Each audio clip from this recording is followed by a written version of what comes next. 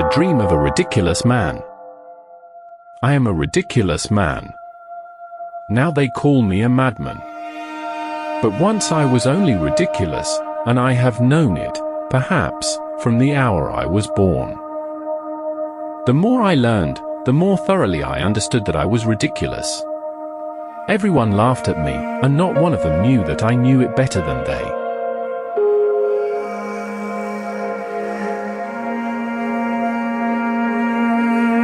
Then a conviction came upon me that nothing in the world mattered. Whether the world existed, or had never been at all, it was all the same to me. I bought a fine revolver, and resolved to shoot myself.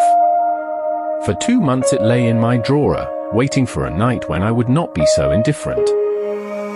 It was the 3rd of November, the gloomiest evening that could be. A cold rain, with a spite against mankind, and then a freezing steam rose from every stone. I looked up at the black sky, and between the tattered clouds I saw a star. And the star gave me a thought: I would kill myself that very night. Then a little girl seized me by the elbow. Soaked, shivering, her broken shoes, crying a mammy. Mammy! Her mother, I understood, was dying. But I stamped my foot and shouted at her. She cried, "Sir! Sir!" and fled across the road into the dark. And I climbed to my room. I set the revolver before me. Is that so? I asked myself. It is, I answered. I would shoot myself that night, for certain.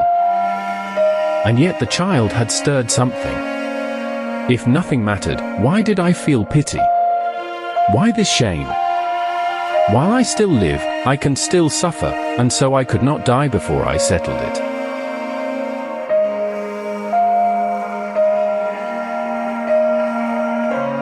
And then, a thing that had never happened to me before, I fell asleep in my chair.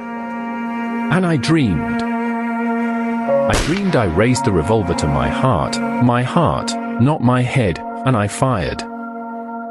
Everything went black. I was dead, utterly dead, carried in a closed coffin, and buried in the earth, alone.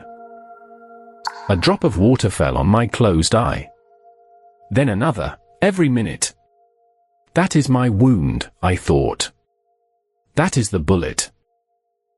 And with my whole being I cried out, whoever you are, if you exist, let something more rational than this come to pass.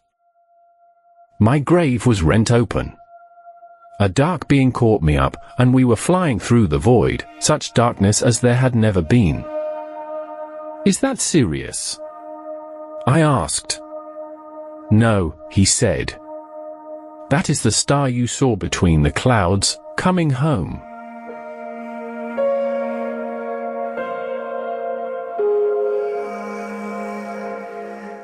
Then I saw a sun, not ours, but a sun exactly like ours.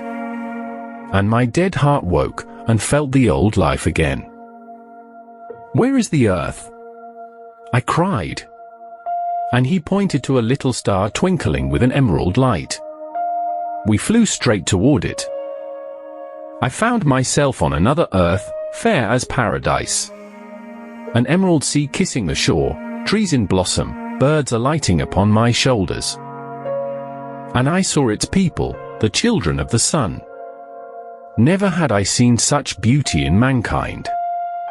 They had not sinned, it was the earth before the fall.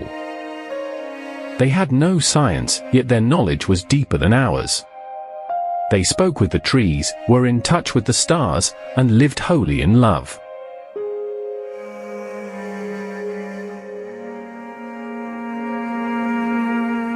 I kissed the earth they walked on and worshipped them in silence. In their presence my own heart grew innocent, and the fullness of life took my breath away. And now I will tell the truth. I corrupted them all. Like a vile trichina, like a plague, I contaminated that sinless earth. They learned to lie, and loved it.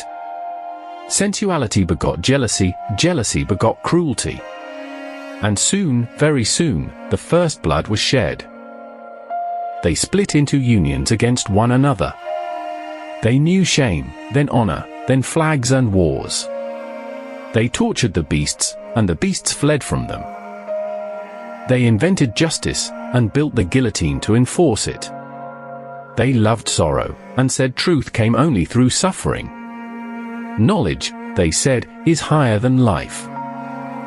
I wandered among them weeping, and begged them to crucify me. I even taught them how to make a cross.